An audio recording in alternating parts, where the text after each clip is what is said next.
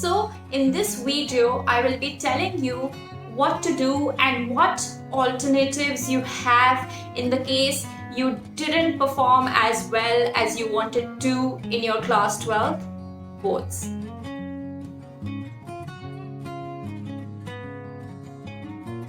So class 12 mark sheet just came out. It's been exactly 1 day and my Facebook, YouTube and Instagram is flooding with people reacting to their marks.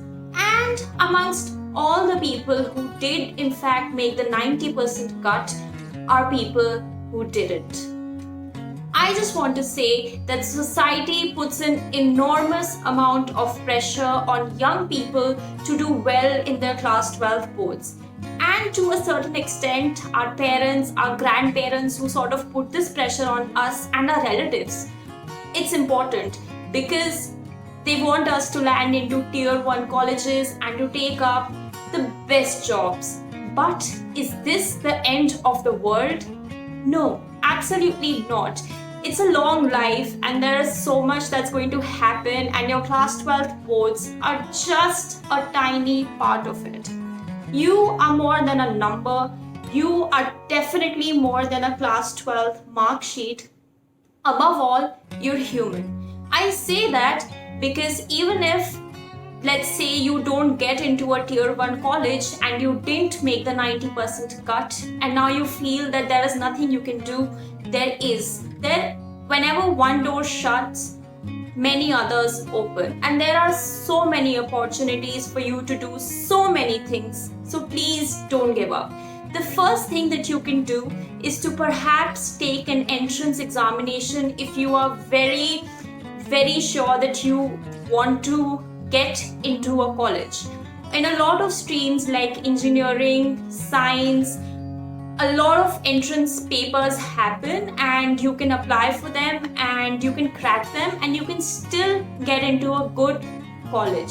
The second thing that I want to say is that if you did all of this and despite giving the entrances, you did not make it into a tier 1 college, it still is not the end of the world.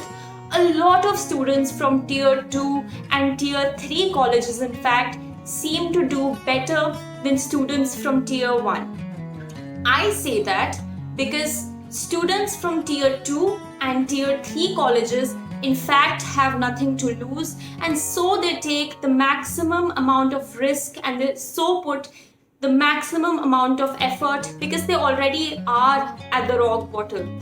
So they eventually end up performing better than students from tier 1 colleges. The last thing that I want to say to motivate you is to look at people like Bill Gates, who was the founder of Microsoft, to look at people like Steve Jobs, who was the founder of Apple, or even Jack Ma, who was the founder of Alibaba. All three of them dropped out. If that doesn't motivate you to move up, I don't know what else will. If you have a startup idea or a business idea that you want to start working on, then perhaps taking a drop year and appearing again for your entrances isn't such a bad idea. The last thing I want to say is that you cannot give up. And if you want to take forward your business ideas, you should. And this is definitely not the end of the world. I remember in class 12, I had really bad marks in maths. It was like absolutely horrid. And that was the best thing that happened to me. Because till 11th and 12th, I was doing something I didn't want to do. I was forcefully preparing for my engineering entrances and I took up science as a stream. And when I got really bad marks in maths, that completely gave me an entirely new perspective and I shifted to humanities. And I so love what I'm doing right now. I hope you find what motivates you to do the best. Thank you.